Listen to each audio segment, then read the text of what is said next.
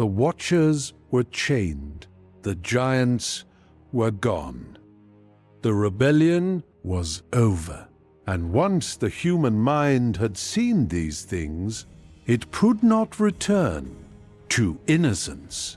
A man who had learned to shape metal did not need his teacher to continue striking the hammer. A man who had learned to read the heavens did not stop watching the stars because the one who taught him had disappeared. The teachers were gone, but the students were still here. Imagine what came after. Ruined settlements, broken monuments, families moving through a wounded world, carrying whatever remained: tools, memories, stories, secrets. Some things were written, others could only be remembered.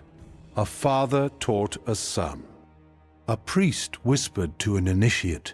A craftsman showed an apprentice where the fire must be hottest. A watcher of stars pointed into the darkness and taught another pair of eyes where to look. This is how secrets survive catastrophe. Not always through books, not always through temples. Sometimes they survive through people, one mind entering another, one generation refusing to forget. But memory is fragile. Names disappear, languages die, empires collapse. And so, if something must survive for centuries, it must learn to change its form. A circle, a serpent, a triangle, the sun, the moon, 7 wandering lights moving across the heavens. To the uninitiated, they were images. To another, they were a language. The secret began to hide in symbols, in numbers, in measurements, in the orientation of temples, in the movement of stars, in the furnace, in the ritual, in stories that could be told without revealing what they truly meant. The teaching had discovered the perfect hiding place, not beneath the earth, but inside meaning itself. Centuries passed, and memory changed. A teacher became a messenger. A messenger became a god. A god became a legend. And eventually, the legend became nothing more than a symbol carved into stone. Perhaps this is what happens when history becomes too old to remember itself. The details vanish, but the pattern remains, again and again. Across the ancient world, stories appeared of mysterious teachers, figures connected with heaven, with writing, with measurement, with the stars, with sacred law. They possessed knowledge, they transmitted it, and then they disappeared. Were these stories echoes of something older? Or was humanity simply rediscovering the same mysteries again and again? We cannot know. But the pattern would not disappear. The ancients looked upward. Night after night, they watched the heavens move. The moon grew and vanished. The sun died each evening and returned each morning. Stars disappeared beneath the horizon, only to rise again. Seasons turned, rivers flooded, seeds were buried, and life emerged from darkness. Everything moved in cycles. Then, someone noticed something strange. The patterns above seemed to resemble the patterns below. The heavens moved through cycles, So did the earth.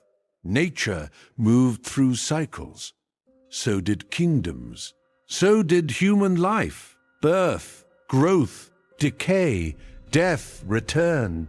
And slowly, a dangerous question began to form. What if these were not separate patterns?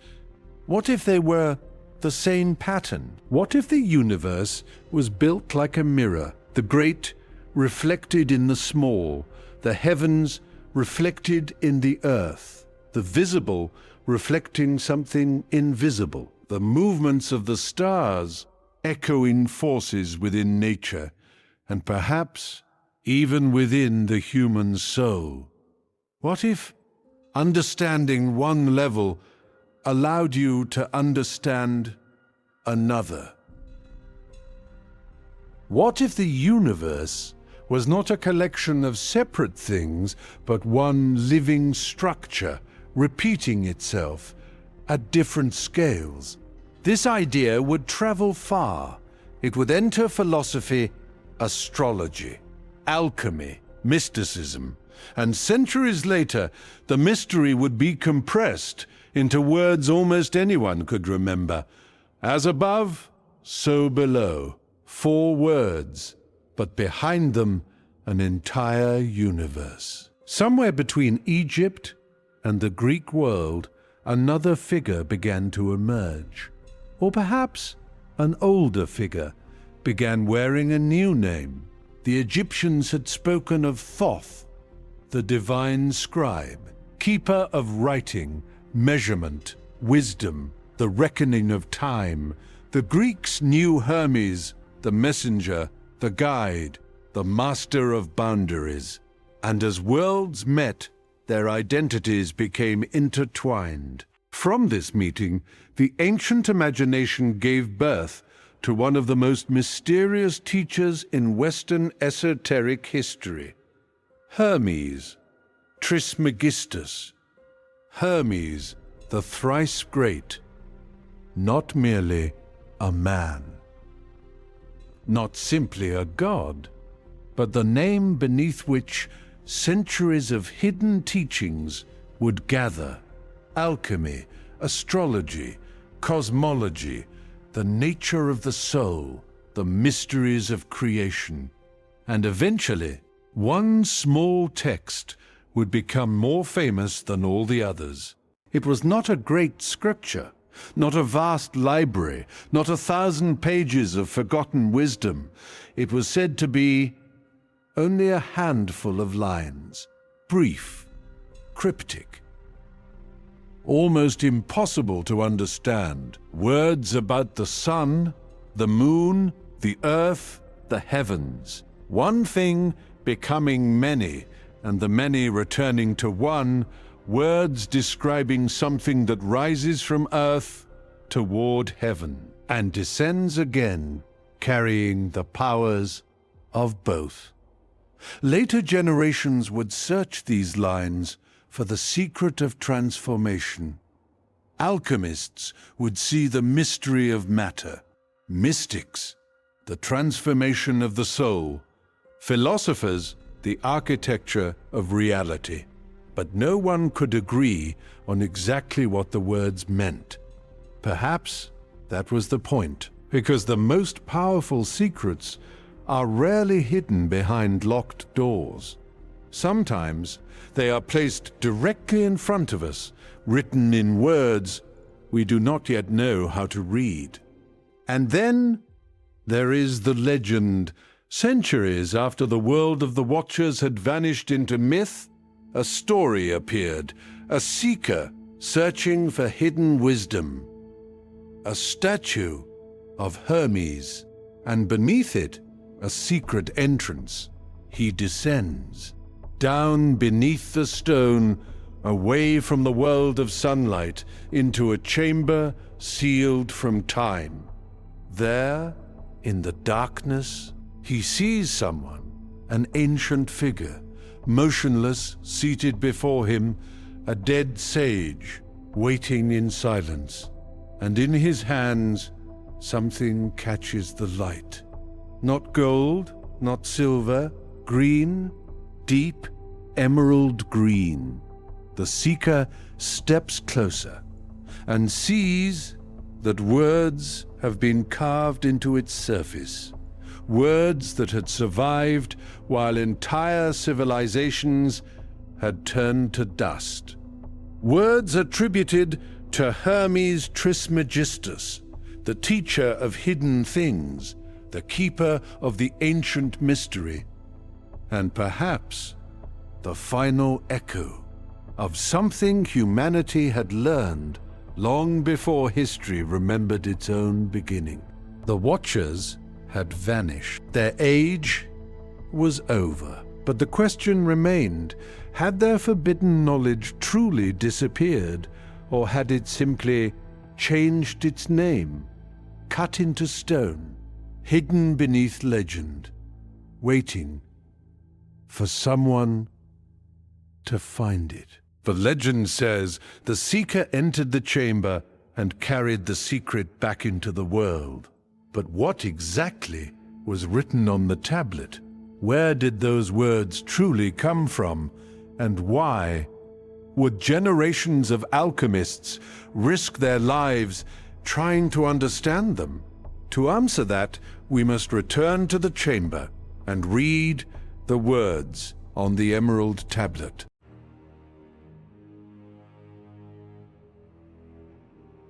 The legend says the seeker stepped closer. The torch burned weakly in his hand. Before him sat the ancient figure, motionless, silent, and between its hands something caught the light. Green, dark, almost black, until the flame moved across its surface. Then the markings appeared. Not pages, not a scroll, not a library of forgotten books, a tablet. And upon it, only a handful of lines. The seeker had descended beneath the ruins and found something far stranger than treasure. A message claiming to describe the hidden order behind the world itself. But before we read those words, we must separate two things: the tablet of legend and the text that actually survived. Above the chamber, the world continued.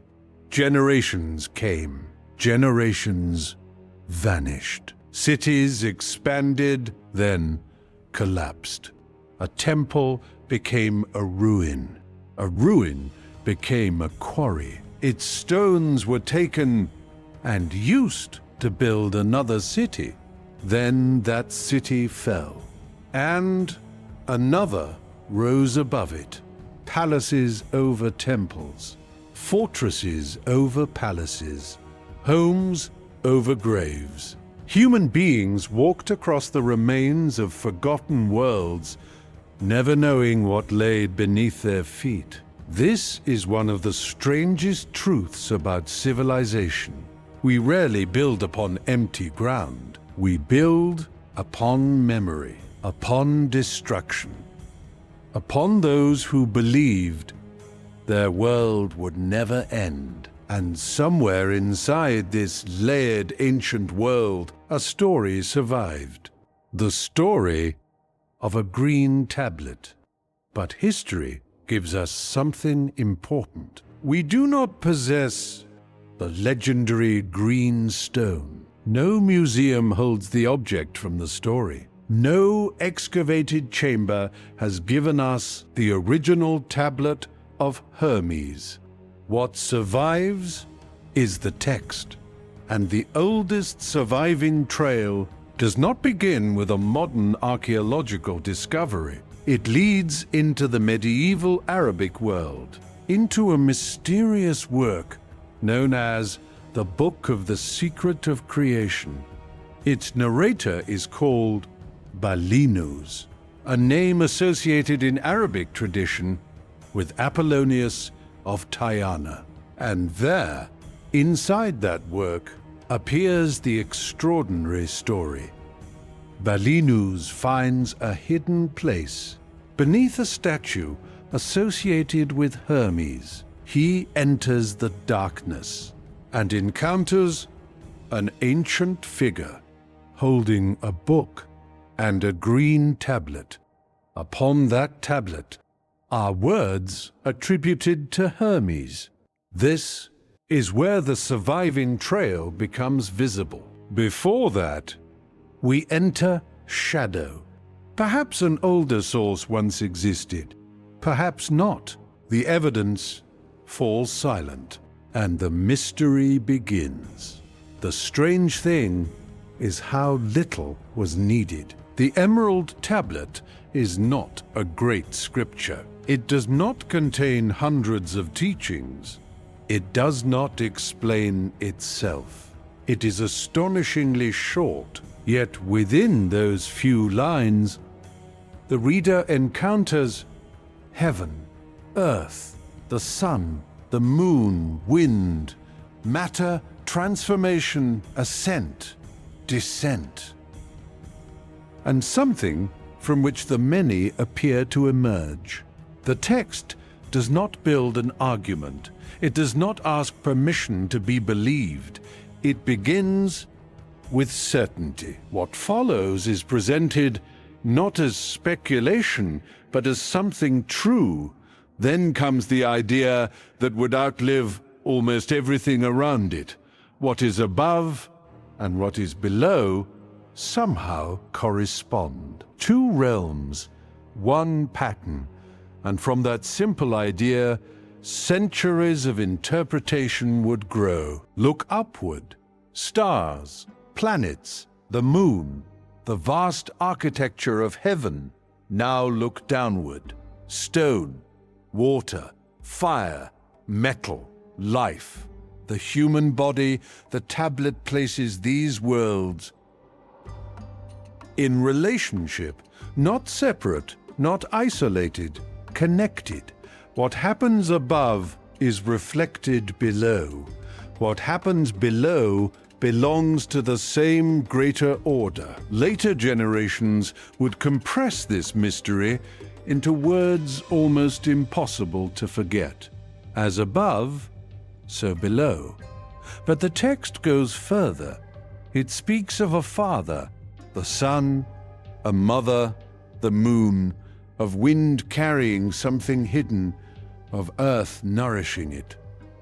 Then something rises from earth toward heaven, and afterward descends again. Above and below, departure and return. The movement itself seems to be part of the secret. And then the tablet gives us its most difficult mystery. One thing. The words suggest that the many somehow emerge from one. But what is the one? A substance? A principle? The first matter of alchemy? A force within nature? The structure of creation itself? The text does not stop to tell us. And that silence may explain its power, because every generation could approach the same words and see something different. The alchemist saw matter, the philosopher saw unity, the mystic could see return, the astrologer saw correspondence between heaven and earth. The tablet remained the same. The reader changed. And because the answer was never completely given, the text could never be completely exhausted. Whatever happened to the tablet of legend, the words escaped. They were copied, preserved, translated, carried from one intellectual world into another, from Arabic into Latin. And when the alchemical traditions of the Islamic world began entering medieval Europe, the mysterious words traveled with them. The chamber was no longer necessary. Neither was the green stone. The message had found a more durable vessel. Manuscripts, a page could be copied. A copy could be copied again. the object might disappear.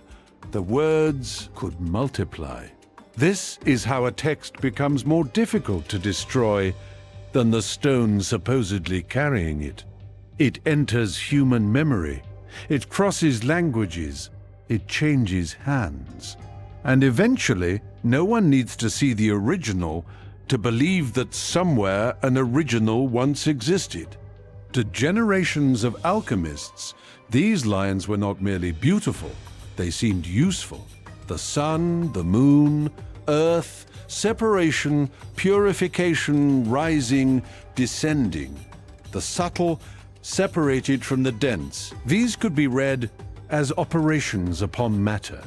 Inside workshops, furnaces burned, minerals were crushed, metals heated, liquids distilled, substances separated, combined, purified, and transformed. Alchemy was not merely metaphor. Real hands worked with real matter. Real furnaces produced real heat. But around those physical operations, another possibility gradually took shape. What if transformation could describe more than metal? Some later readers looked at purification and saw the human being. They looked at corruption and saw ignorance. They looked at gold and imagined perfection. The laboratory became capable of carrying two meanings. Matter could be transformed, and perhaps so could the person standing before the furnace. But we must be careful. The Emerald Tablet does not simply say, "Transform your consciousness." That is interpretation, a powerful one, but still interpretation. The text remains more mysterious than any single explanation of it. And now we return to the story that brought us here. The Watchers, long before the name Hermes entered this mystery, another tradition had spoken of forbidden teachers. Beings associated with knowledge, with the heavens, with hidden arts, with powers humanity did not previously possess. Then, judgment, silence, and survival. Now, centuries later, we find another story, a hidden teacher, a buried chamber, knowledge of heaven and earth, secrets concealed inside matter, a message preserved. After its supposed master had vanished, the resemblance is difficult to ignore. But resemblance is not proof. History gives us no documented bridge from the Watchers to the Emerald Tablet. No manuscript connects them. No ancient writer tells us that one tradition descended from the other. To say otherwise would turn mystery into invention. So we are left with something more interesting, a question. Did fragments of very old ideas survive under new names? Did later cultures rediscover similar patterns independently, or does the human mind return again and again to the same ancient dream that heaven, earth, matter, and consciousness must somehow belong to one hidden order? We do not know. And that uncertainty is exactly where the mystery lives. Return one final time to the green stone. Imagine the seeker reading those few lines. He expected words.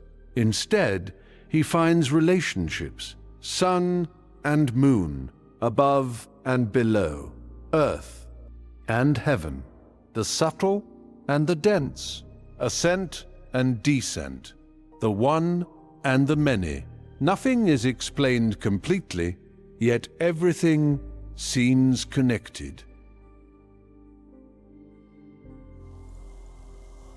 That may be the real power of the Emerald Tablet. It does not hand the reader a finished universe. It forces the reader to search for the pattern.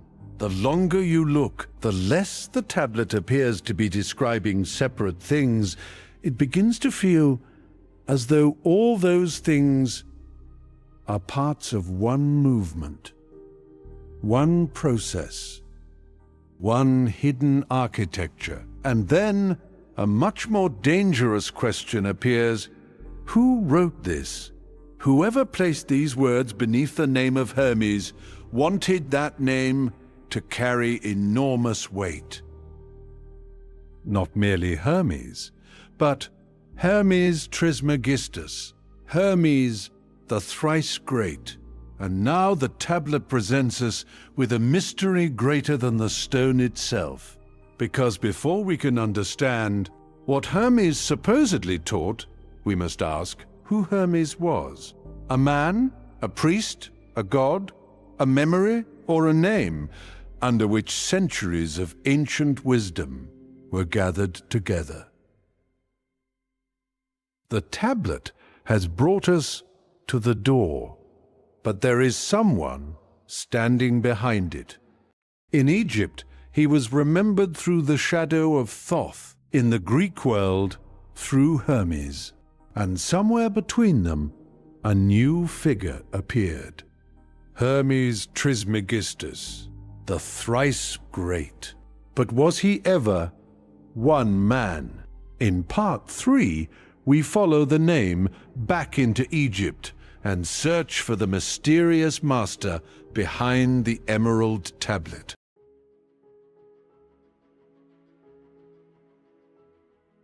The tablet left us with a name, Hermes Trismegistus. Hermes, the thrice great, a name spoken as though it belonged to one ancient master, one keeper of hidden wisdom, one voice reaching through the centuries. But when we search for the man, history gives us no verified life, no birthplace, no reign, no single face. Instead, the name opens into two older traditions, one Egyptian, one Greek. And where they meet, a nameless master begins to appear. Long before the Hermetic writings were composed, Egypt revered a god called Jehuti. We know him as Thoth. He was not remembered as an ordinary teacher. He belonged to the divine order, writing, wisdom, reckoning, the moon, sacred speech, the preservation of knowledge. The Egyptians imagined these powers not as separate inventions, but as parts of one intelligence, an intelligence that measured the world and gave meaning a form that could survive. Thoth appeared in more than one form, an ibis-headed god, holding the tools of a scribe, a sacred baboon linked with the moon and the act of reckoning. These were not disguises hiding a human face, they were symbols. The ibis suggested one aspect of the god, the baboon another. The writing palette, the reed pen, the lunar disk, each revealed a power associated with him. Thoth was not merely wise, he represented the ordering of wisdom. Before writing, a voice vanished when the speaker fell silent. A memory survived only while someone remembered it. A law endured only while someone repeated it. Writing changed that. Thought escaped the moment. The dead could speak to the unborn. A name could cross centuries. A warning could outlive the kingdom that ignored it. Egypt covered temples and tombs with words, because words could resist death. And behind that sacred act stood Thoth, the divine scribe, the keeper of what must not be forgotten. In the Egyptian vision of judgment, the heart was placed upon a balance. Anubis attended the scales. Osiris presided, and Thoth stood nearby with the instruments of a scribe. His defining role in the scene was to record the result precisely. Nothing added, nothing concealed. Here, wisdom was joined to measure, knowledge was joined to truth. The divine scribe was not merely the guardian of secrets, he was the witness before whom the record had to remain exact. Thoth was also bound to the moon, the silent light that grew, faded, vanished, and returned. Its cycle divided the darkness. It helped mark time, and time made order possible. Days could be counted, rituals repeated, seasons anticipated, years remembered.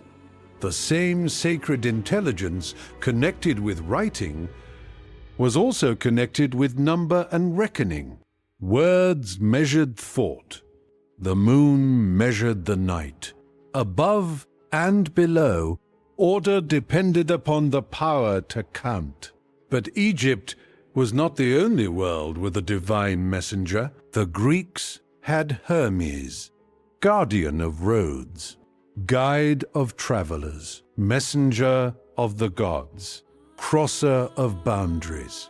He moved between Olympus and earth, between the living and the dead, between one realm and another. Hermes did not resemble Thoth in every way. They came from different cultures, different stories, different sacred worlds, but both stood near the boundary where divine knowledge entered human life. As Greek and Egyptian cultures met, their gods were compared. Thoth was identified with Hermes, not because the two had always been one, but because people recognized overlapping powers: writing, speech, wisdom, mediation, the crossing of boundaries. In the Greco-Egyptian world, the names moved closer. Yet the figure that emerged was more than a translation. It was a new construction, a master born from cultural memory, but belonging completely to neither side. This figure became Hermes Trismegistus, not simply the Greek Hermes dressed as an Egyptian, not simply Thoth given a Greek name. He appeared as a sage, a revealer, a teacher speaking from an imagined Egyptian antiquity, close enough to humanity to instruct, close enough to the gods to know. The texts placed him near the beginning, before ordinary schools, before later arguments. He was made ancient enough to stand near the source. Then came the title, Trismegistus, the thrice great. The words gave him authority before he spoke. They may preserve an Egyptian way of intensifying praise by repeating greatness again and again. Not merely great, greater than great. A reader opening a work under this name was not meeting an ordinary writer. The reader was entering the presence of a master already lifted beyond history. The title created majesty, but it did not create a historical man. The writings attributed to Hermes were not carved in the age of the pharaohs. The surviving philosophical Hermetica arose in the Greco-Roman world, mainly during the first centuries of the Common Era. They looked back toward Egypt and spoke with an ancient voice. But the authors themselves lived much later than the remote age claimed for their teacher. The past became a stage. Egypt became the temple, and Hermes became the authority through whom new teachings could sound primordial. There was no single hand behind every Hermetic page. Different authors wrote different works. Different periods preserved different concerns. Yet the writers allowed their individual names to disappear. The teacher remained Hermes. The pupil listened. Questions were asked. Revelations followed. The ordinary author stepped behind the mask, and the mask became stronger than any one face could have been. Many voices entered. One voice came out. Some Hermetic writings asked about God, the cosmos, the mind, and the ascent of the soul. Others dealt with astrology, magic, alchemy, stones, plants, and hidden forces within nature. One tradition contemplated the divine, another sought operations within the world. Both traveled under the authority of Hermes. The master became large enough to contain philosophy and practice, heaven and matter, revelation and technique. The name gathered what history had scattered. And here, an older pattern returns. Whenever hidden knowledge appears, humanity searches for a first teacher, someone nearer to the beginning, a messenger, a sage, a being standing between worlds. Thoth preserves divine words. Hermes carries messages across boundaries. Hermes Trismegistus reveals ancient wisdom to chosen pupils. Different figures, different traditions, yet each occupies the threshold between ignorance and knowledge. The resemblance to the Watchers is powerful, but resemblance is not proof. No surviving source known to historians tells us that Hermes Trismegistus was a Watcher. No documented chain carries the teachings of Enoch directly into the Hermetic writings. To claim that as history would weaken the mystery.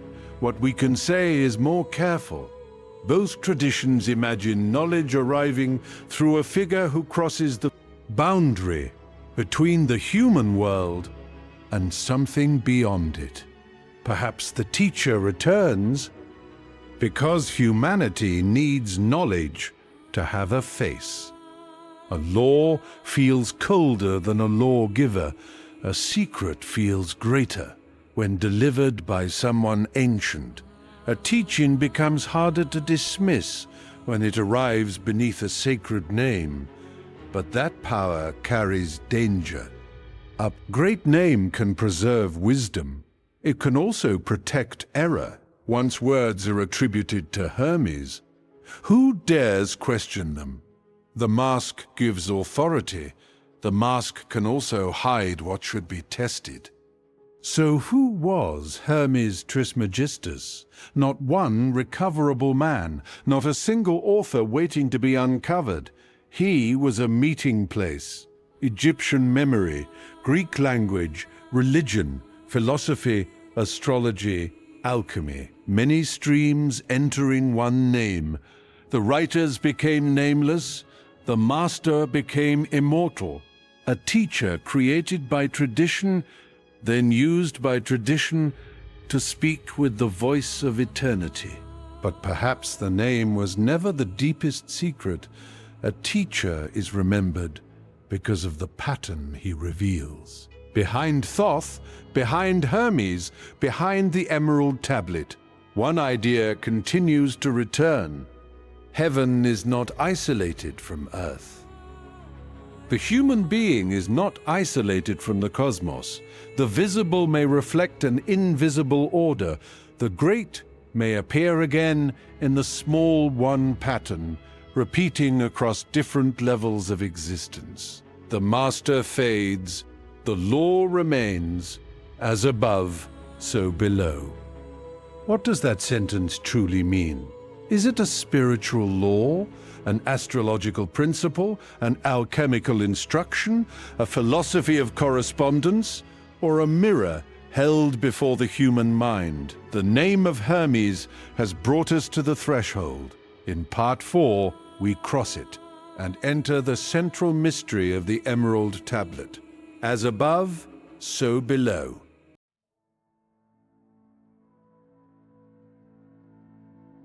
The name of the teacher has faded, but the sentence remains, as above, so below.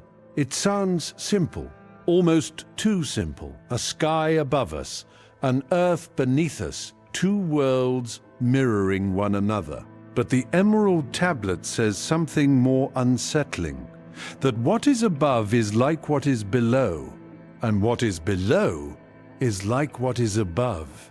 Not because they are identical, but because the same mystery may reveal itself through different levels of reality. The question is not whether heaven resembles earth. The question is what kind of resemblance the tablet means. To the ancient mind, the heavens were not empty. The stars moved. The planets wandered. The moon changed its face. The sun vanished and returned. Above humanity, the sky seemed ordered by cycles. Below, rivers rose and fell.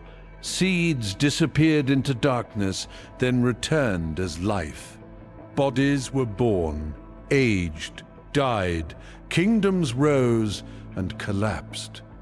Everywhere the ancients looked, they found movement, repetition, rhythm. The temptation was powerful. Perhaps these were not separate events. Perhaps they belonged to one greater order. This idea did not belong to one tradition alone. Ancient philosophers compared the human being with the greater cosmos. Later thinkers would speak of the microcosm and the macrocosm, the small world and the great world. The human body became a miniature cosmos, the cosmos, a vast living order. Hermetic writings explored the relationship between God, the cosmos, the human being, body, and soul. The human being was not merely standing beneath the universe. Humanity was imagined inside its structure, but precision matters. The idea of above resembling below belongs to the old tradition of the Emerald Tablet. The formal title, Principle of Correspondence, became famous much later. So the ancient text should not be forced into a modern system built centuries afterward. Its claim is already strange enough. Above and below are placed in relation. Different levels of reality may reflect one another. Nothing in those few lines requires us to pretend they are identical. The mystery begins with resemblance. Look at the human body. Breath enters and leaves. Blood circulates, the heart contracts and releases. Sleep follows waking. Life moves through cycles. Now look upward. The moon waxes and wanes. Planets return. Seasons turn beneath the sky. To an ancient observer, these repeating rhythms could feel connected, not merely similar, but meaningful. The body below and the heavens above appeared to participate in one ordered cosmos. This did not prove a hidden law, but it created a powerful way of seeing. And once you see the world this way, nothing remains completely isolated. The heavens can become a mirror for the earth a mirror for the body a mirror for the soul. A kingdom can rise, become powerful, decay, and fall. So can a human life, so can a tree, so can a city. The Hermetic imagination does not require them to be the same thing. It asks whether different things can reveal a similar pattern, not identity, correspondence, not duplication, resonance. This way of seeing gave astrology fertile ground. If heaven and earth belong to one connected order, then movements above might carry meaning below. Planets could become signs. Celestial cycles could be linked with earthly events. For many ancient and medieval thinkers, this belonged to their picture of nature itself. History can tell us that people believed such connections were real. It cannot make those beliefs modern scientific facts. The old cosmos and the modern universe are not the same map. The same caution applies today. A spiral galaxy can resemble a whirlpool. A branching river can resemble veins. Lightning can resemble the branches of a tree. Modern microscopes reveal structures the ancient Hermetic writers never saw. But visual similarity alone does not prove that one hidden mystical force created every resemblance. Patterns can repeat for many reasons: physics, growth, geometry, chance. As above, so below is powerful as philosophy and symbol. It should not be disguised as modern science. And yet, the symbol survives because it touches something real. We do live inside the cosmos, not outside it. The elements in our bodies belong to the same physical universe as stars and planets. The laws acting upon matter here do not stop at the edge of the earth. This is not the secret proof of the Emerald Tablet. It is simply a modern truth that makes the ancient intuition feel strangely familiar. The danger begins when familiarity is mistaken for evidence of everything the ancients believed. For the Hermetic seeker, the deepest mirror was not between stars and stones. It was between the cosmos and the human being. If the universe possessed order, could the mind discover order within itself? If nature moved from division toward unity, could the soul do the same? If something could descend, be transformed, and rise again, could that pattern describe human awakening? Now, the tablet becomes more than cosmology. It becomes a mirror placed before the reader. This is why later interpreters could turn outward operations inward. Purification became more than refining matter. Ascent became more than movement through space. Light became knowledge. Darkness became ignorance. Gold became perfection. But again, the text itself does not hand us this complete psychological system. These meanings grew through interpretation. The power of the tablet is that it allowed such interpretations to gather around it. Its few lines became a surface upon which generations saw their own search reflected. Now return to the Watchers. Their story begins with another crossing between above and below. Beings from heaven descend into the human world. Knowledge crosses the boundary with them. Stars, metals, hidden arts. Then judgment follows.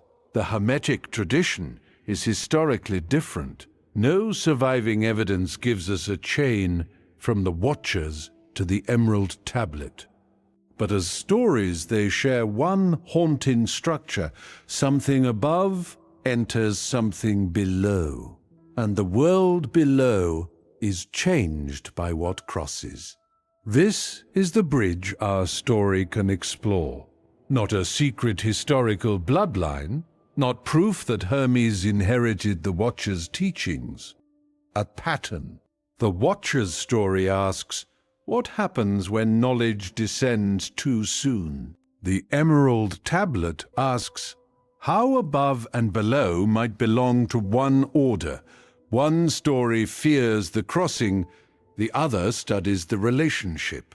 Placed beside one another, they create a deeper question. Is the boundary between heaven and earth a wall, or has humanity always imagined it as a doorway? and the mirror could be carried into human society. A kingdom has a center, boundaries, order, movement, resources flowing inward, commands moving outward. It can grow, strain, fragment, fall. A human life can also pass through order and disorder, growth and decline. The resemblance is seductive, but a kingdom is not a body. A body is not a planet. Analogy reveals a pattern. Without proving a hidden destiny, the mirror becomes useful only when we remember that reflections are not the thing itself. And what of atoms? Here, the ancient mystery reaches a boundary. The emerald tablet knew nothing of atomic structure as modern physics understands it. Atoms, cells, galaxies, and nervous systems can form astonishing patterns. But to use those patterns as proof of an ancient Hermetic law would turn symbolism into pseudoscience. The stronger mystery requires restraint. The ancients read the world available to them. We see structures they could never have seen. The question is not whether everything matches. It is whether we know when a resemblance means something. This is where the mirror can deceive. A symbol is not a mechanism, an analogy is not proof. A spiritual interpretation is not a laboratory result. And yet, symbols can reveal relationships that ordinary language struggles to hold. The ancient image survives because it forces the mind to look twice. At the sky, then the earth. At the world, then the self. At what repeats, then at what changes. The danger is not seeing patterns. The danger is refusing to see the difference. Now the phrase turns inward. As above, so below. If the human being is imagined as a smaller world within the greater one, then the observer is no longer outside the mystery. Knowledge changes the one who receives it.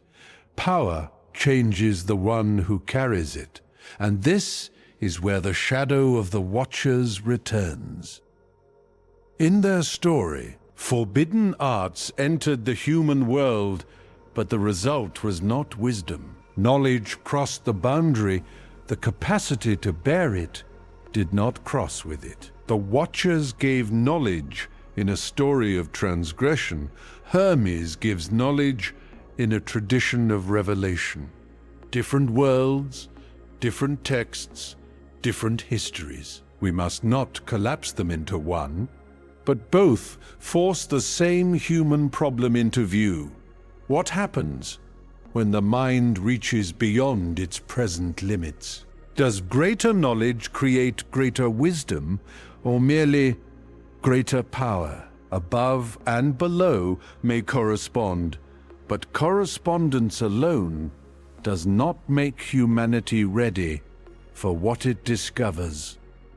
The Emerald Tablet leaves us with movement, above to below, below to above, descent, transformation, return. And if that movement operates symbolically through nature, matter, and the human soul, then the next question becomes unavoidable. What exactly is being transformed? The alchemists believed they had an answer. They built furnaces, sealed vessels, crushed minerals, separated substances, and searched for a fire capable of changing one thing into another. But some believed the fire was also burning inside them.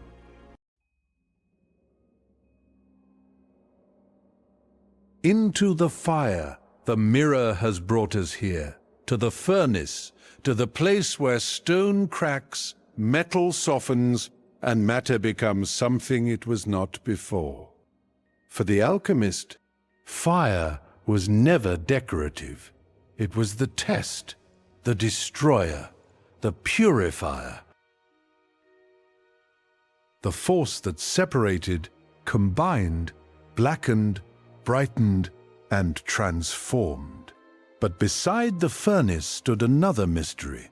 If matter could be changed, what about the person changing it?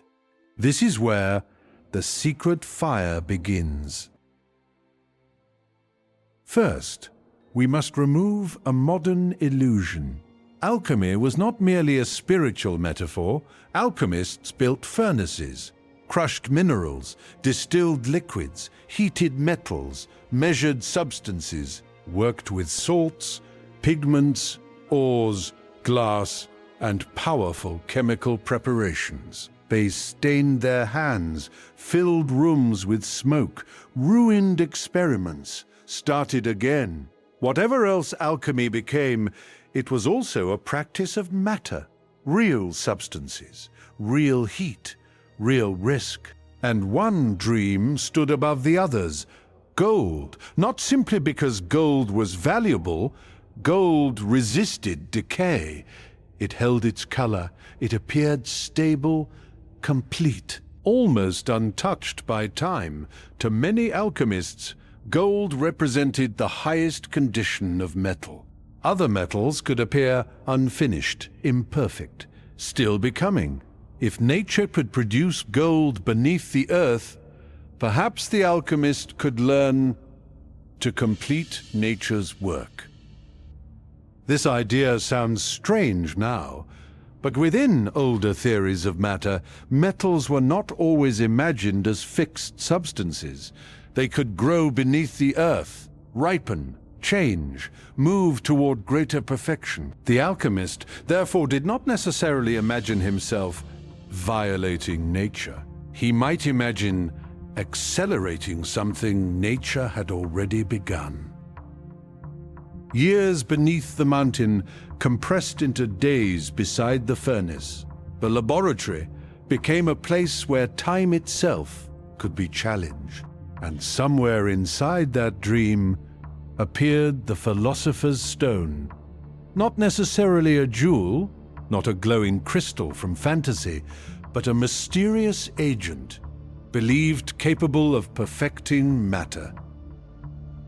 For many European alchemists, it became the key to transmutation, the thing that could bring base metal toward gold.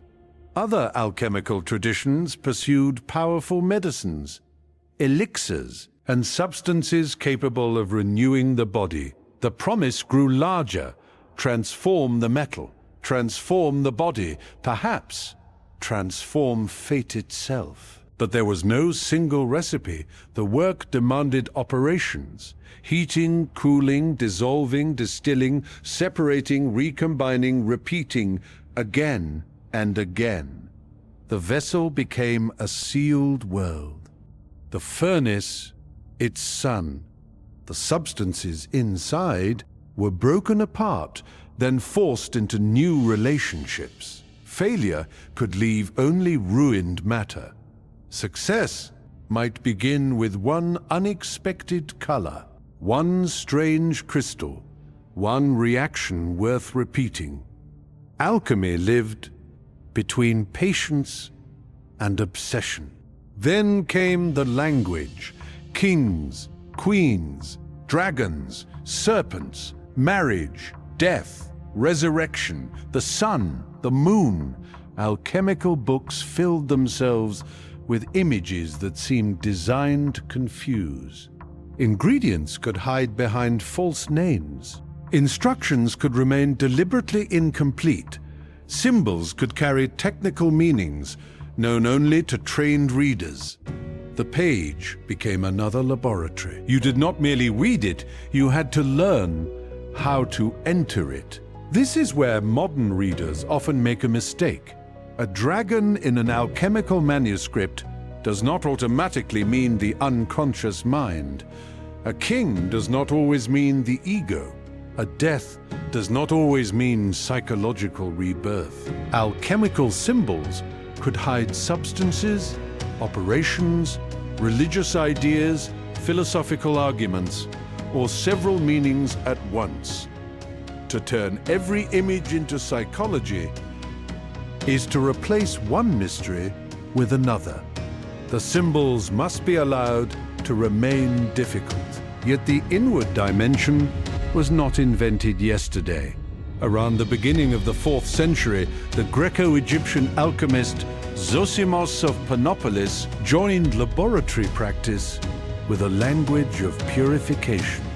His writings move between vessels, visions, substances, and the condition of the person performing the work.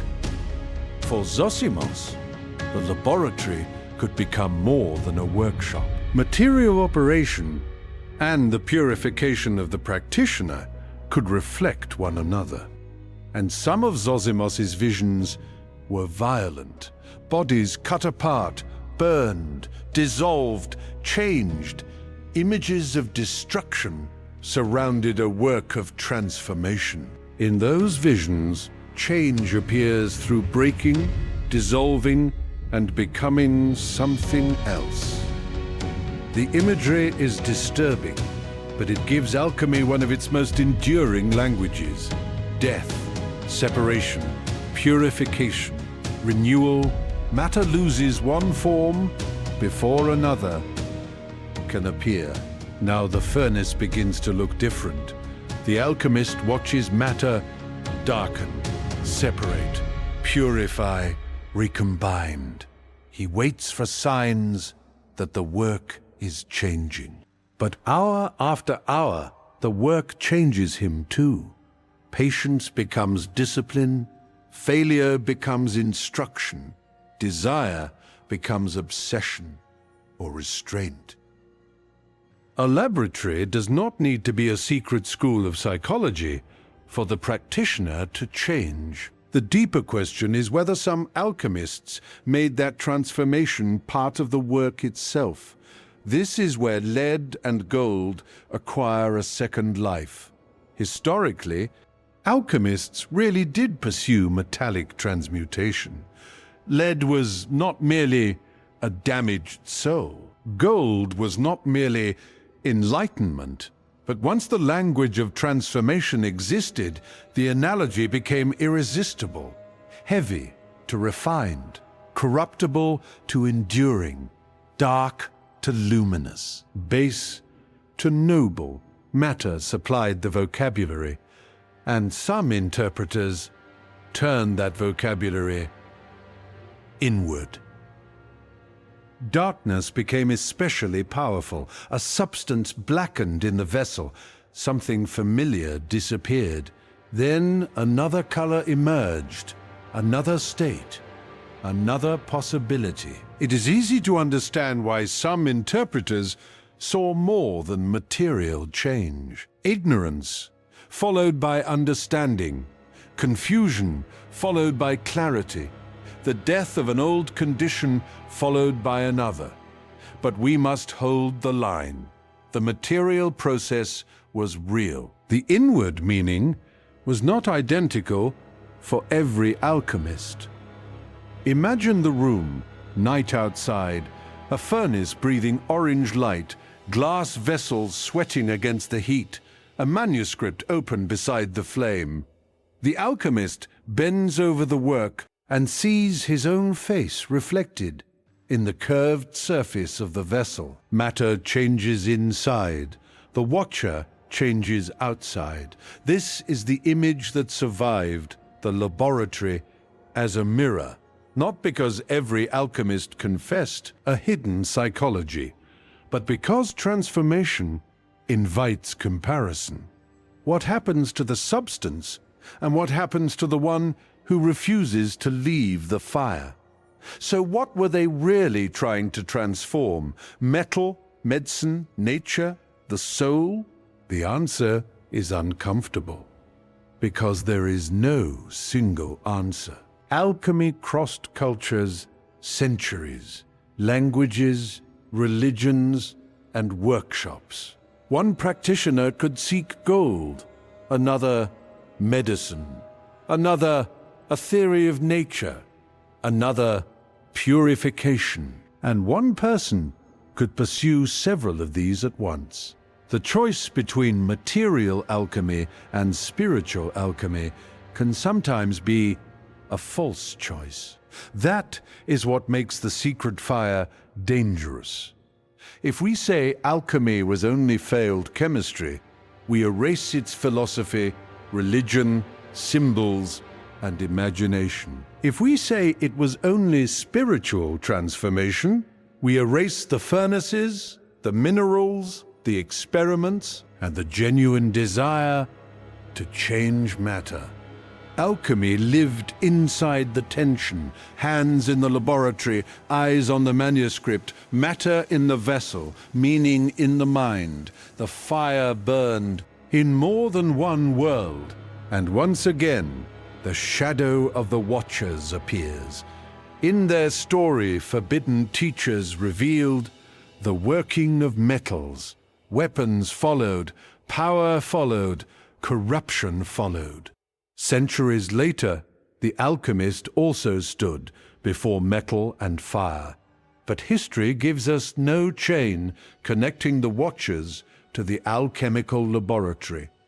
What survives is the echo. Knowledge of matter can become knowledge of power, and every power asks, what is being transformed? The material or the person who learns to command it? Perhaps this is the lesson hidden inside the furnace. Fire does not ask whether the substance is ready, it acts, it separates. It exposes weakness, it destroys some forms and makes others possible. Knowledge can behave the same way, given too early. It can burn, carried without discipline. It can corrupt. Used with patience, it can reveal. The Watcher's story feared knowledge without wisdom. Some alchemical traditions also asked something of the practitioner, not only of the substance. And so, the language became guarded. Recipes were disguised. Names were changed. Images replaced ingredients. Some teachers warned against revealing the work too openly. Secrecy could protect techniques. It could protect reputations. It could create authority. And sometimes it simply made valuable knowledge harder to steal. Whatever the reason, alchemy learned to speak in layers. One meaning for the outsider, another for the trained reader. The knowledge survived inside a language that refused to explain itself completely. And now the trail becomes harder to follow, from laboratories to private libraries, from masters to pupils, from open words to coded manuscripts. Knowledge moves through smaller circles, but we must be careful here too. Not every hidden school was ancient. Not every secret society possessed forbidden wisdom. Some communities were real. Some traditions were reconstructed later. Some existed mostly in legend. In Part 6, we follow the knowledge into those shadows.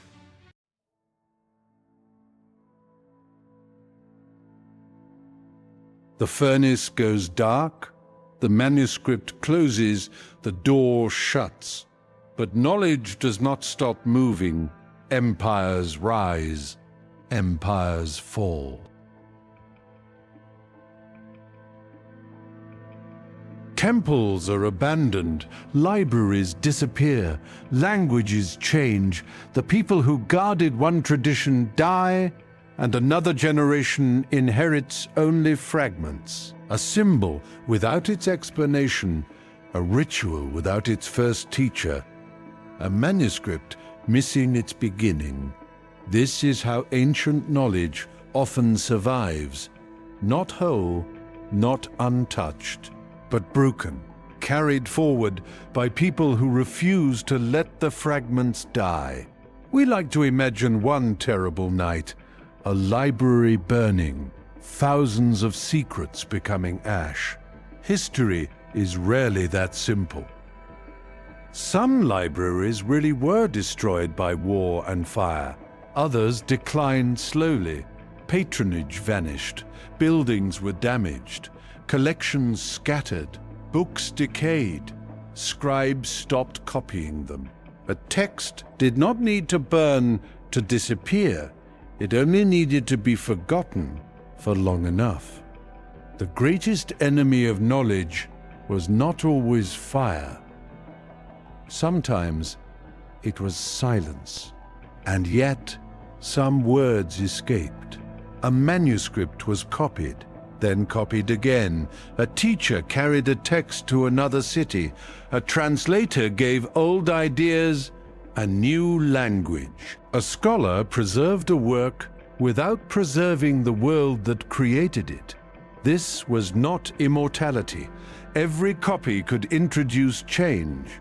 Every translation could shift meaning. But copying gave knowledge something stone could not.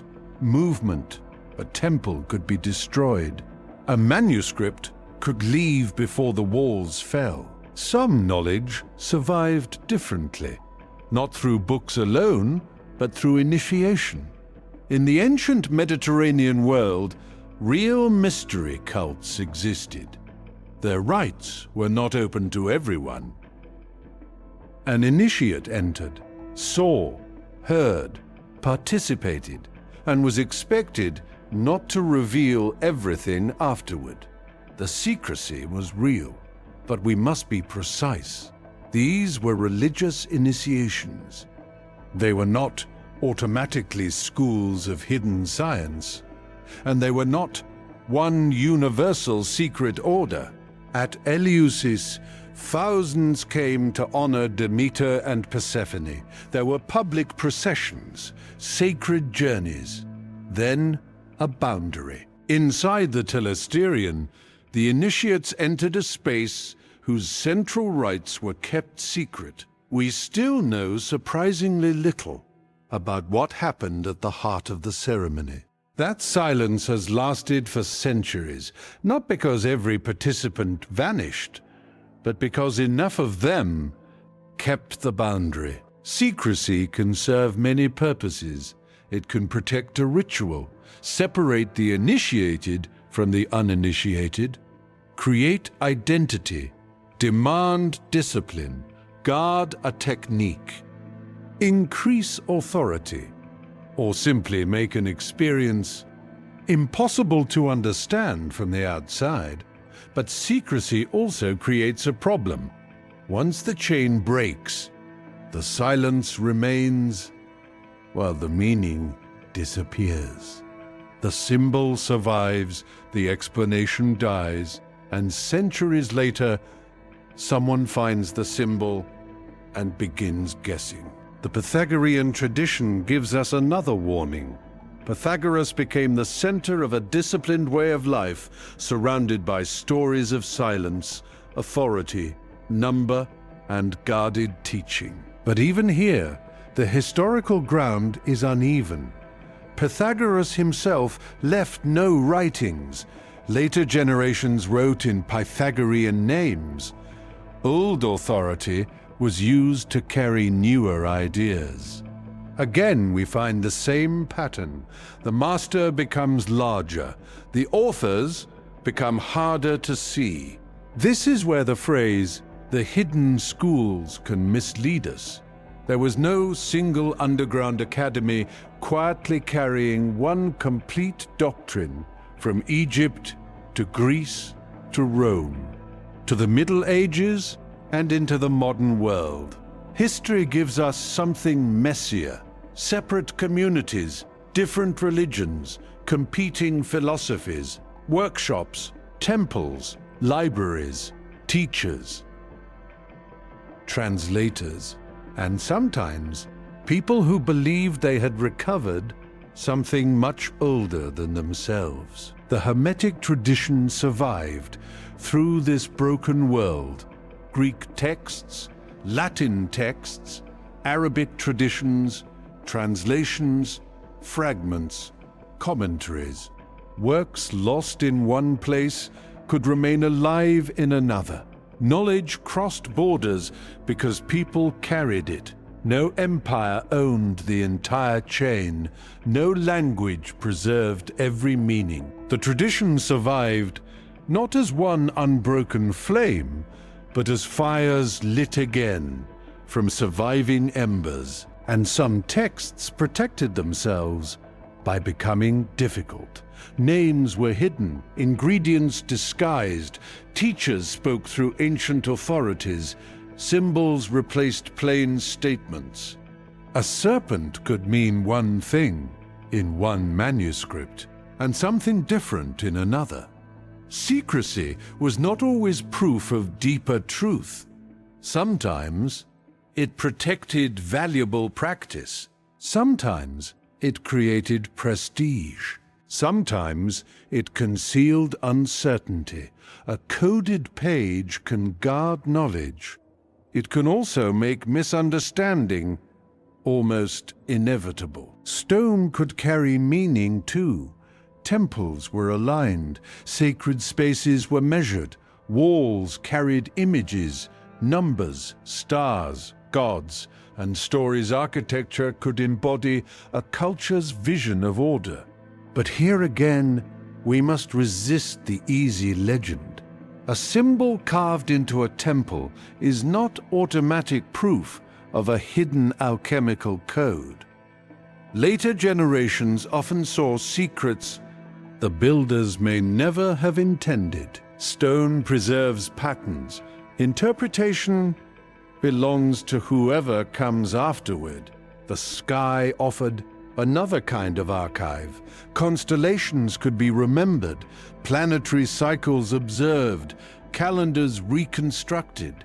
A teacher could point upward without opening a book. But even the heavens needed interpreters. The stars survived. The explanations changed. Egyptian astronomers, Greek philosophers, Babylonian observers, Islamic scholars, and medieval Europeans could look toward the same sky and build different systems of meaning around it. The pattern remained visible.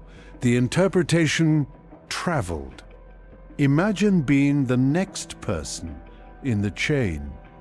Your teacher gives you 3 pages from a work that once had 12. A diagram with one label missing.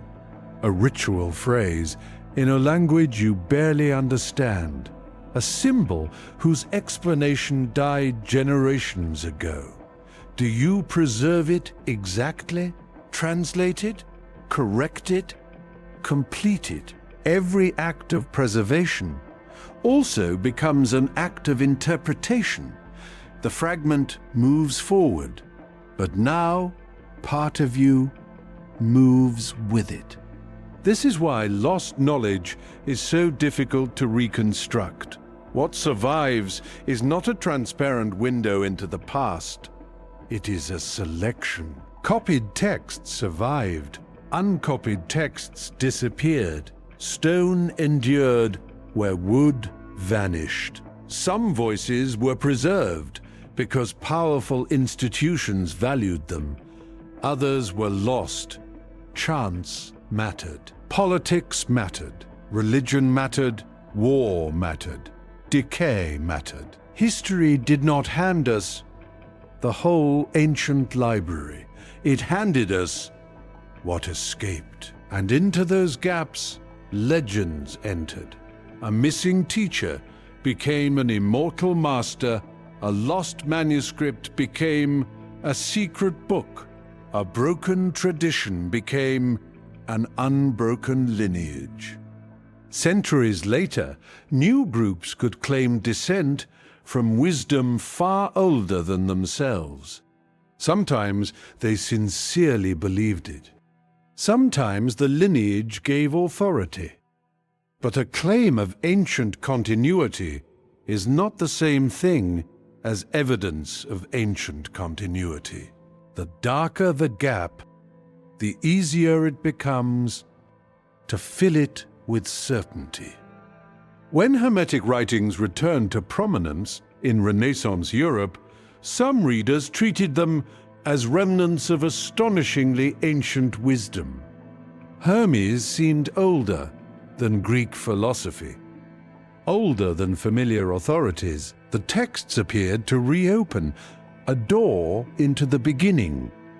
But the manuscripts had not arrived through one hidden European brotherhood. They survived through textual transmission, then were recovered, copied, translated, and reinterpreted again. The lost master returned through books. Perhaps fragmentation was not only a weakness. A complete system can be attacked as a system. Fragments are harder to kill. A symbol can enter another religion. A technique can survive without its philosophy. A story can change names. An image can be copied after its original meaning is gone. Knowledge can hide inside adaptation. But we should not romanticize the damage. Much was simply lost. Sometimes a fragment survives because someone protected it. Sometimes because history forgot to destroy it. So did anyone possess the whole truth? Probably not. Not the medieval alchemist, not the Renaissance hermetist, not the initiate holding one ritual, not the scribe copying one damaged manuscript. Each stood somewhere inside a much larger inheritance. Each received pieces. Each interpreted them. Each passed something forward. And with every generation, the tradition became both older and newer. Older in the authority it claimed, newer in the hands that rebuilt it. Was that fragmentation intentional? Sometimes secrecy clearly was. Initiates were told to remain silent. Techniques could be guarded. Certain teachings were reserved for particular students. But there is no evidence that one ancient master planned the entire broken transmission of Western esoteric history. That idea is too perfect. History is rarely perfect. The fragments survive through intention, accident, loss, translation, and reinvention. The mystery lies in learning which is which. And perhaps that changes what we should be searching for. Maybe the secret was never preserved inside one hidden school. Maybe no chamber contains the complete doctrine. Maybe the thing that survived was smaller, portable, a pattern, a handful of relationships capable of appearing again inside different books, different symbols, different centuries. If so, then the greatest secret book in this story may never have been a book at all. In Part 7, we search for the book that was never a book.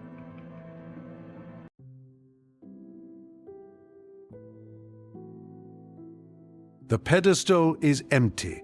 No perfect book waits upon it, no final volume, no complete doctrine, only fragments. A line from one century, a symbol from another, a manuscript copied by someone who never saw the beginning. And yet, something keeps returning. Above and below, one and many, descent and return, transformation, correspondence. Perhaps we have been searching for the wrong thing. Perhaps the secret was never the object. Perhaps it was the pattern. The paradox is simple. The legendary green tablet remains beyond our reach, but the text survived. Its earliest surviving trail appears in Arabic. Later, the words crossed into Latin. The object could vanish. The message could travel. Stone has weight. Words do not. A tablet can be buried. A sentence can enter another language, another mind. And once that happens, The vessel is no longer one piece of stone. The vessel is transmission. The emerald tablet is astonishingly small. That may be part of its power. A vast system can be broken. A library can be scattered. A long doctrine can lose entire chapters. But a short pattern can be remembered, copied, quoted, translated. Compressed knowledge travels differently. It does not carry every explanation. It carries enough to reopen the question, like a key without the room it once opened. Think of what survived. Above, below, sun, moon, earth, wind, the one, the many, ascent, descent. These are not complicated machines. They are ancient images. Images that can cross borders because the world itself keeps supplying them. The sun rises in every language. The moon changes above every empire. Earth remains beneath every temple. The words can change, the images remain recognizable. This is where symbols become powerful. A symbol does not preserve one fixed explanation, it preserves a relationship. A circle can suggest wholeness, cycle, heaven, return. But it does not force one meaning. That flexibility can protect an idea. It can also distort it. A symbol survives because each generation can enter it again. But every generation may leave something of itself inside. Translation does the same thing. A word crosses from one language into another. It survives, but not untouched. Meanings shift. Images gather new associations. A sentence enters a new philosophy, a new religion, a new laboratory. This is not a perfect chain. It is transformation. The message survives by changing enough to remain readable. And every translation asks the same dangerous question. How much can something change before it becomes something else? In philosophy, the pattern could become a question of unity. How can many things belong to one order? How can the visible world point beyond itself? How can the human mind understand a cosmos larger than itself? The emerald tablet did not answer every question. It did something more durable. It gave later readers a structure in which questions could continue living. The text became less like a conclusion and more like a doorway. In religious and Hermetic thought, the pattern could become a relationship between the human, the cosmos, and the divine. The world was not always imagined as dead matter. It could be read as meaningful, ordered, alive with signs. But different Hermetic texts developed these ideas in different ways. There was no single hidden diagram controlling them all. What survived was not one perfect system. It was a family of recurring questions. In alchemy, the pattern entered the furnace, above and below, subtle and dense, separation and reunion, ascent and descent. The short text could be read as a guide to material transformation. Later readers could also see spiritual transformation within the same language. The same few lines could stand beside metal, medicine, cosmology, and the soul. Not because every interpretation was identical, because the text was open enough to carry them. And what of geometry? Here we must be careful. The Emerald Tablet is not a secret geometry manual. It does not teach hidden equations or modern scientific structures. But later, esoteric traditions often loved geometric forms because geometry offered another language of relationship: circle, triangle, center, boundary, proportion. Geometry could become a visual partner to Hermetic ideas, but the image should never be mistaken for proof of an ancient code. Then the pattern enters its strangest vessel, the human mind, not because secret knowledge is hidden biologically inside us, not because ancient memories sleep in our blood. Something simpler happens. A person reads the words, remembers them, interprets them, connects them to something already known. The pattern survives because minds can rebuild meaning. From incomplete pieces, the reader becomes part of the transmission. This may explain the tablet's strange endurance. It is short enough to travel, ambiguous enough to reopen, structured enough to feel connected, mysterious enough to demand another reading. One person sees alchemy, another sees cosmology, another a spiritual path, another sees only an old text surrounded by centuries of interpretation. The words remain, the meanings multiply. The tablet does not become one book, it becomes many readings. But this power creates a danger. Once you begin looking for the pattern, you can find it everywhere. In temples, stars, bodies, numbers, myths, architecture, history.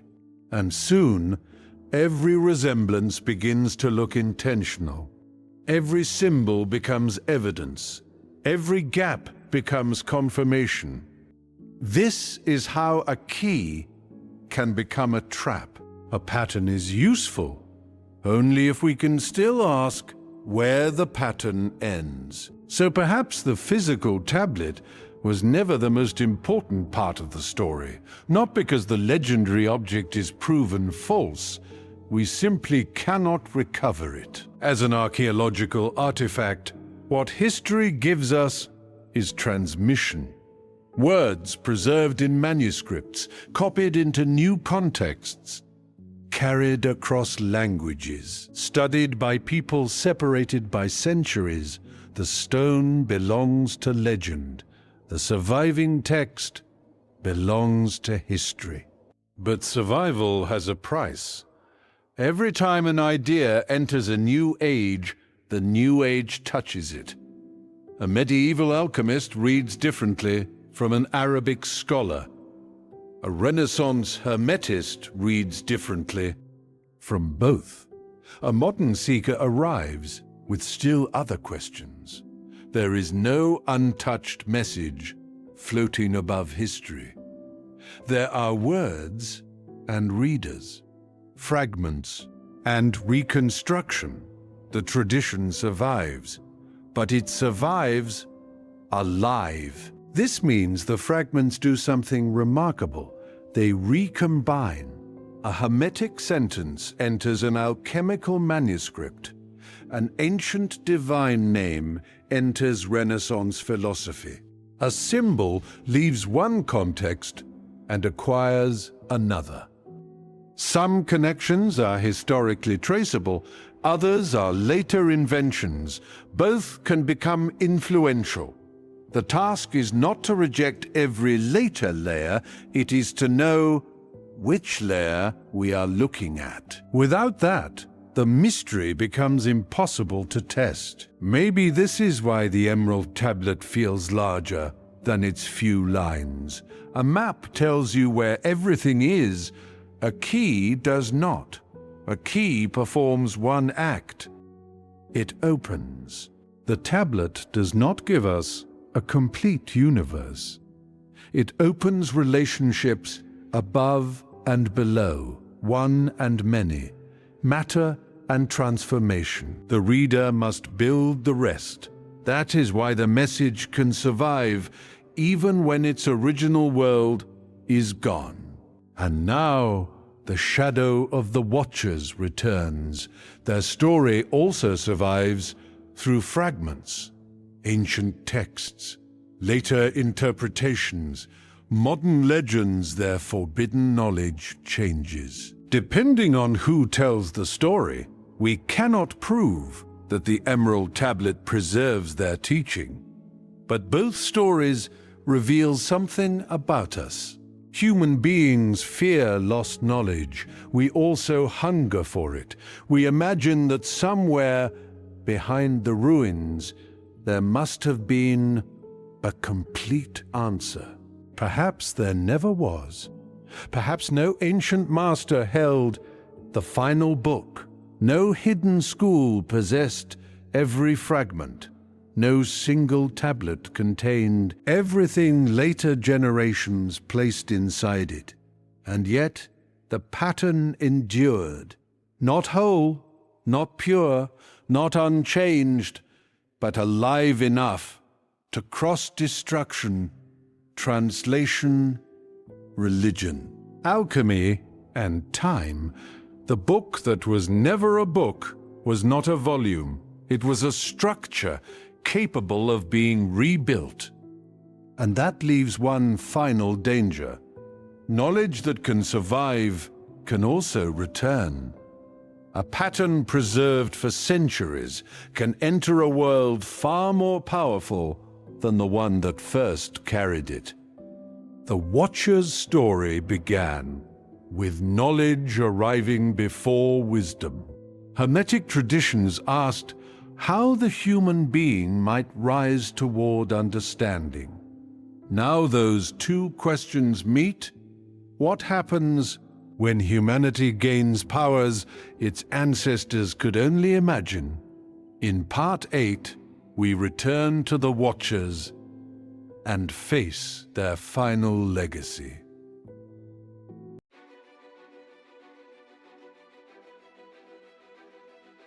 We have traveled far, from the Watchers to the Emerald Tablet, from Thoth to Hermes, from the furnace to hidden manuscripts, from one short text to centuries of interpretation.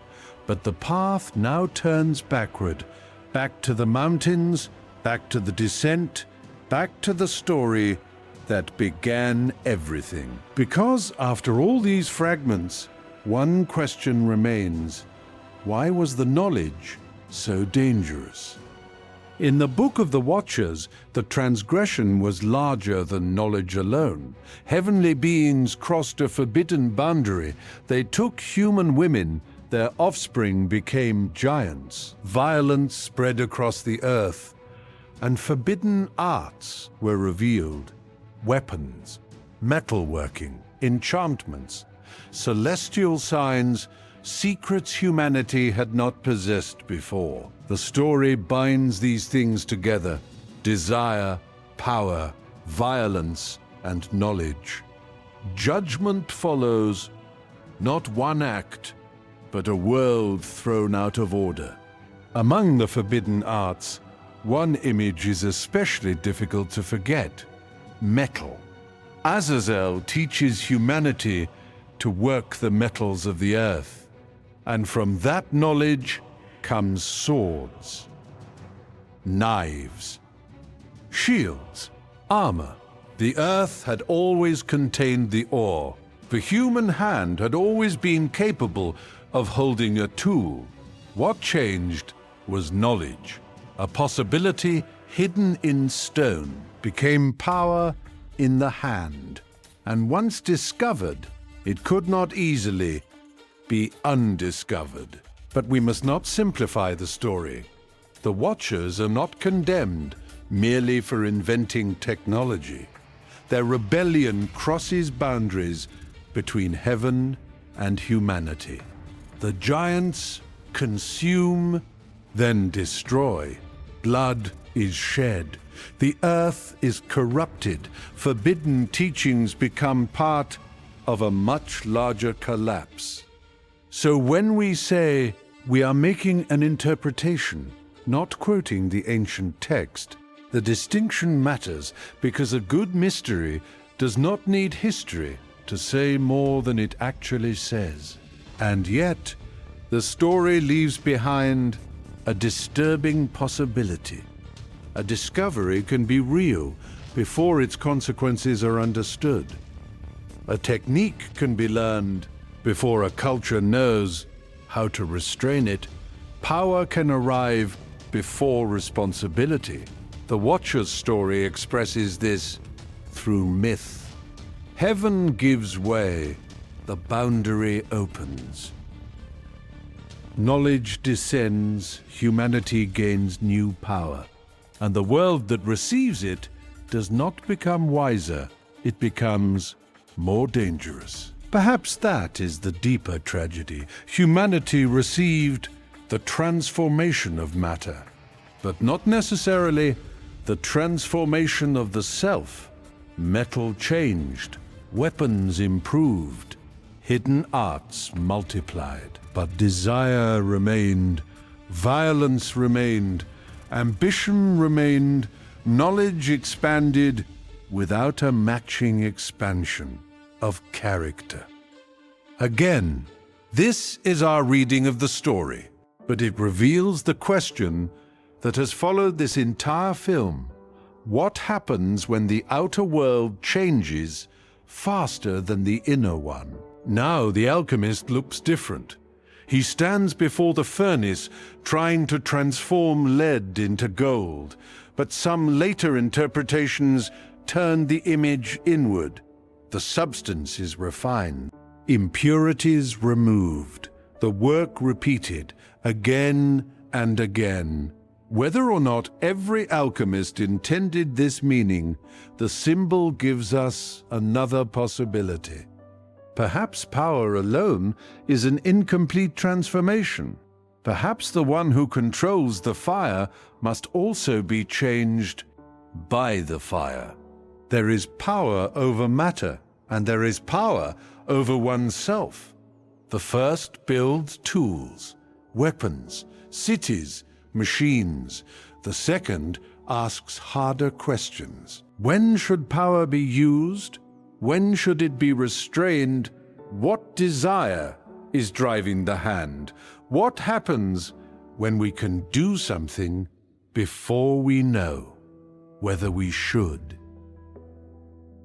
The Watchers story gives us a mythology of the first power. The Hermetic seeker dreams of the second. Civilizations have always pursued mastery. Over stone, water, fire, metal, distance, disease, information, every mastery changes what becomes possible. And possibility changes society. A new tool can feed, build, heal, protect. It can also dominate, exploit, destroy. The tool does not carry the whole moral decision inside itself. The decision returns to the person holding it. But something changes when power accelerates. For most of human history, new capabilities spread slowly. Generations could pass between discoveries. Now, knowledge can move across the world almost instantly. One discovery can be copied, scaled, combined, and placed into millions of hands. The ancient myth imagined knowledge descending from heaven. Our world does not need descending angels. We have built systems that accelerate knowledge ourselves. So perhaps the Watcher is no longer a being above us. Perhaps the role has become human. The scientist, the engineer, the inventor, the programmer, the institution, the civilization that opens a door because it can. This does not make knowledge evil. It makes responsibility unavoidable. The question is no longer whether forbidden knowledge exists. The question is, what happens when discovery outruns our ability to govern what we have discovered? But there is another trap: fear. If dangerous knowledge exists, perhaps ignorance seems safer. Close the library, break the instrument, silence the researcher, burn the book. History gives us enough examples to know where that road can lead. The answer cannot simply be less knowledge. Ignorance has its own catastrophes. The challenge is harder. How do you increase understanding without increasing destruction at the same speed? Perhaps restraint is itself a form of knowledge. Knowing how is one achievement, knowing whether is another, knowing when may be harder still. A civilization can become brilliant at answering "can we?" and remain dangerously immature at answering "should we?"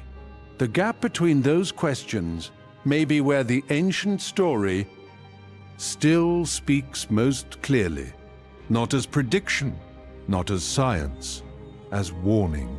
And now the emerald tablet returns, above and below, the outer and the inner, matter and the one who transforms it.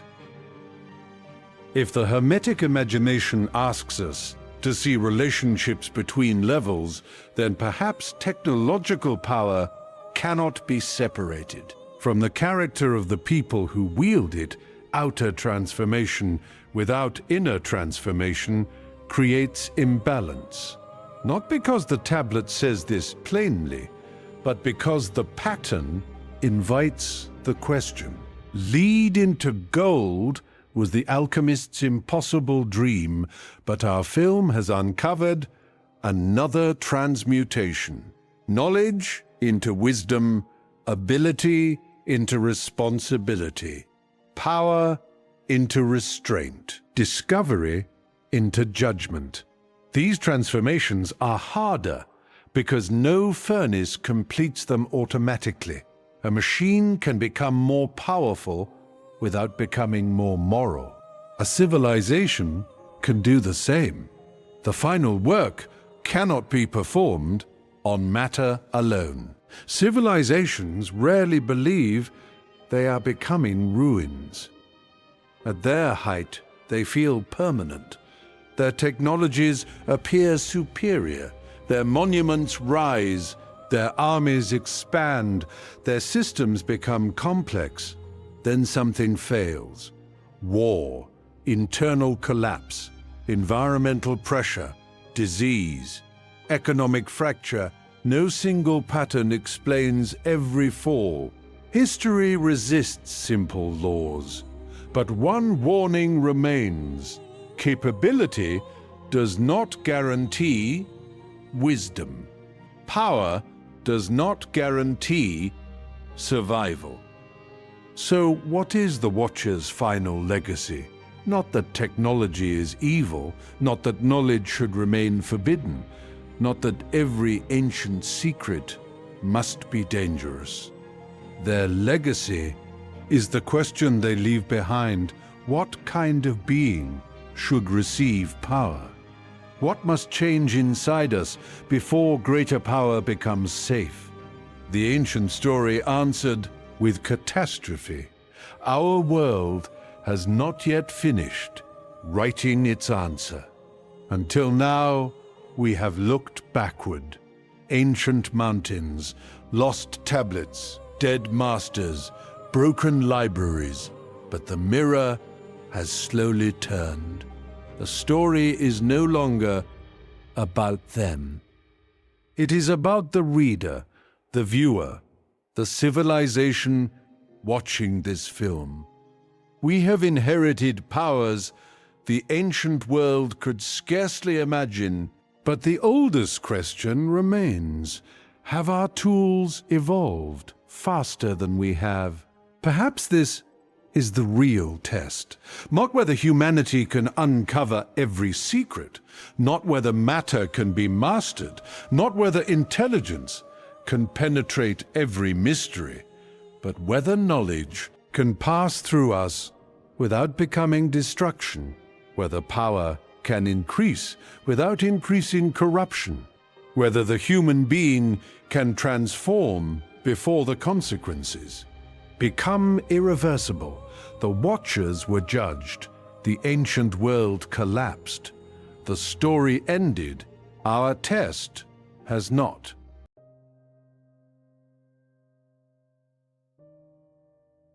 We searched beneath ruins, inside temples, across deserts, through manuscripts, furnaces, symbols, and forgotten languages.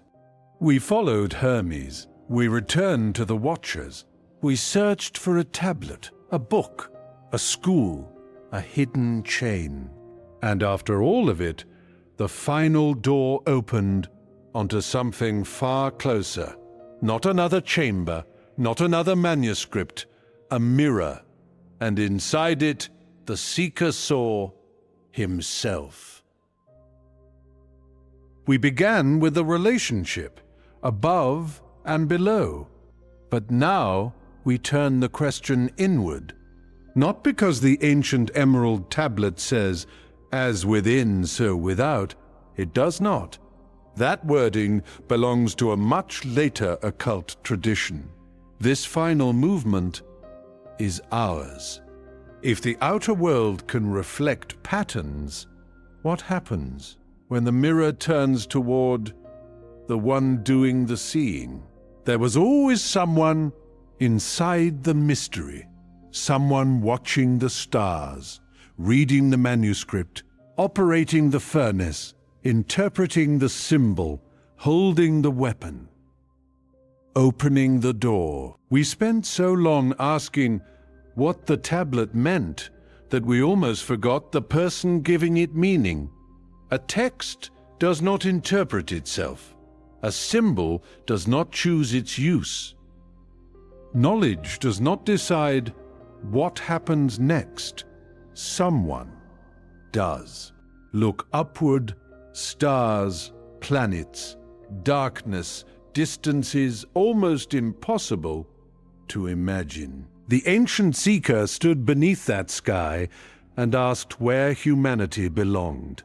Hermetic writers also explored relationships between divine reality, cosmos, mind, and human existence. But the human being was never the whole universe. We were inside it.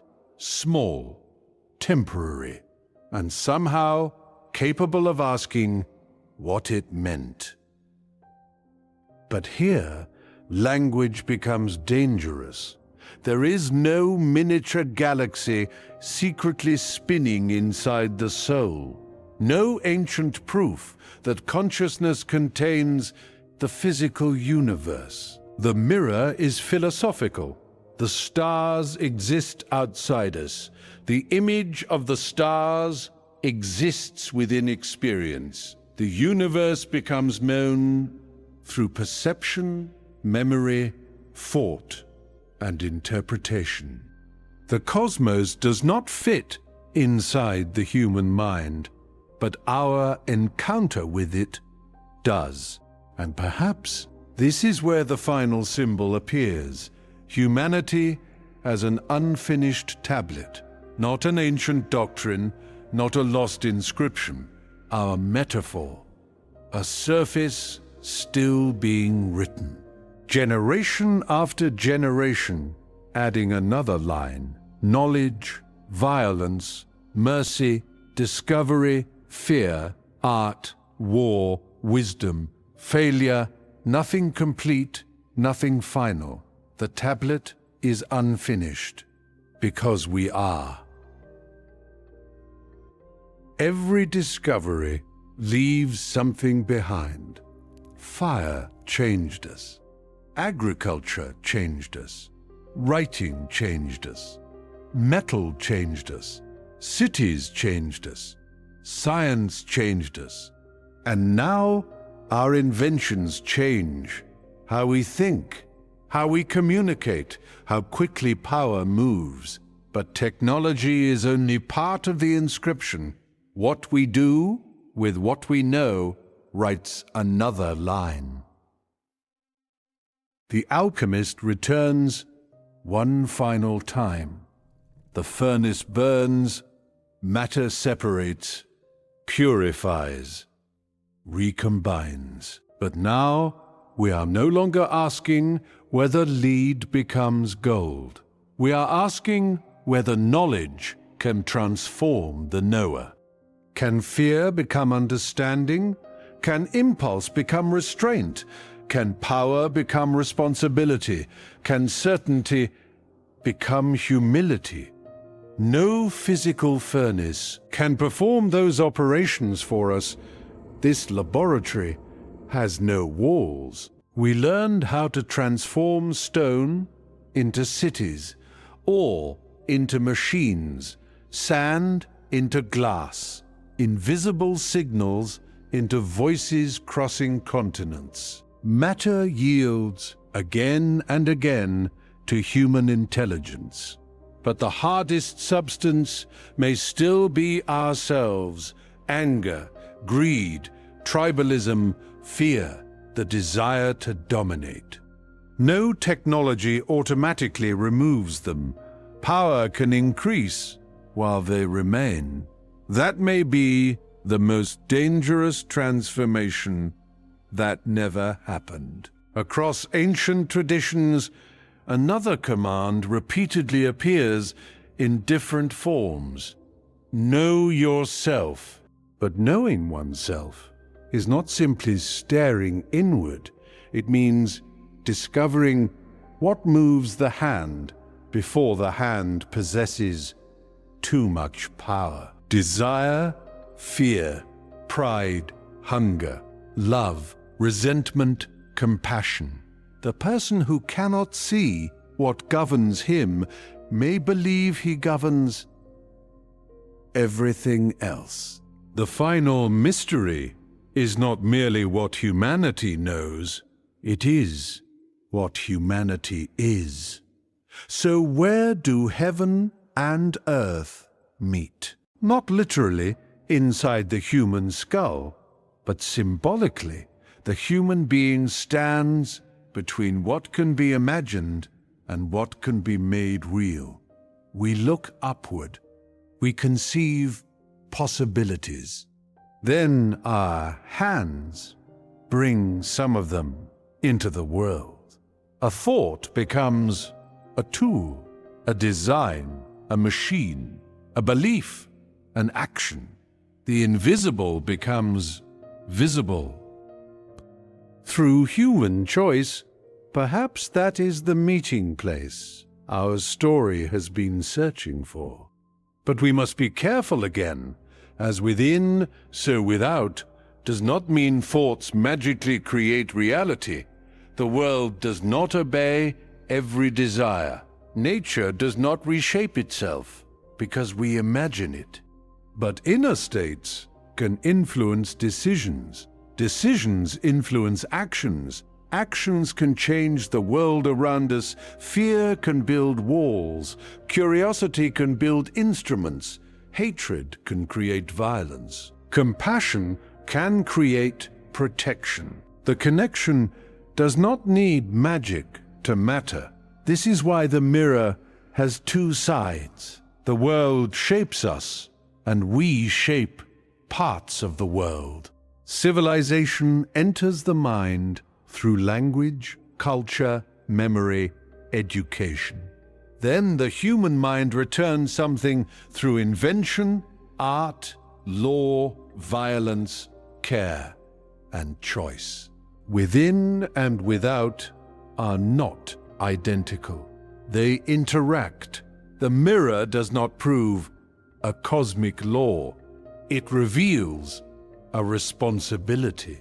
And now the Watchers appear one final time, not descending, not teaching, only reflected. Their ancient story tells of beings who crossed boundaries and revealed forbidden arts, while violence and corruption followed. But the mirror asks a different question. What if humanity no longer needs a watcher to bring dangerous knowledge down? What if we have become capable of discovering it ourselves? There may be No hidden masters left, no immortal teacher guarding the final chamber, no ancient council deciding when humanity is ready. The responsibility has moved into universities, laboratories, governments, companies, workshops, homes, and individual minds. We became the keepers of knowledge, which means we also inherited the burden that comes with it. The gatekeeper and the seeker may now be the same species. But what would it mean to become worthy? Perfection? Impossible. Never making mistakes? Impossible. Knowing every consequence before acting? Impossible. Perhaps worthiness means something smaller and harder. Knowing that power has consequences, admitting uncertainty, learning from failure, building restraint, protecting the vulnerable. Remaining capable of saying, we can, but we should not, or not yet. Wisdom may begin where certainty ends. And perhaps this is why every attempt to possess the secret failed. The seeker wanted the tablet. The alchemist wanted the stone. The initiate wanted the hidden teaching. The ruler wanted power. But wisdom cannot simply be possessed. It must be practiced. A book can be owned, a formula memorized, a machine controlled, but restraint, judgment, and self-knowledge have to be renewed. With every decision, the secret was never possession. It was transformation. The seeker looks again into the mirror. No symbols appear, no hidden letters. No voice from heaven, only a human face. A face carrying everything that came before it. The animal, the builder, the warrior, the scholar, the alchemist, the inventor, the destroyer, the healer, the seeker. Perhaps humanity itself is the tablet still waiting to discover what should finally be written upon it. The seeker could keep searching. Another ruin, another manuscript, another secret society, another code. There will always be another mystery. But for the first time, he does not turn outward. He closes the book, extinguishes the lamp, and sits in silence. Because perhaps the final question cannot be excavated. It cannot be translated. It cannot be bought. It can only be answered by what we become. The stars remain. The ruins remain. The tablet, whether stone, text, symbol, or memory, falls silent. Hermes is gone. The alchemist is gone. The hidden schools fade into history. Even the Watchers retreat into the ancient darkness from which they came. Only humanity remains, holding knowledge, holding power, still unfinished.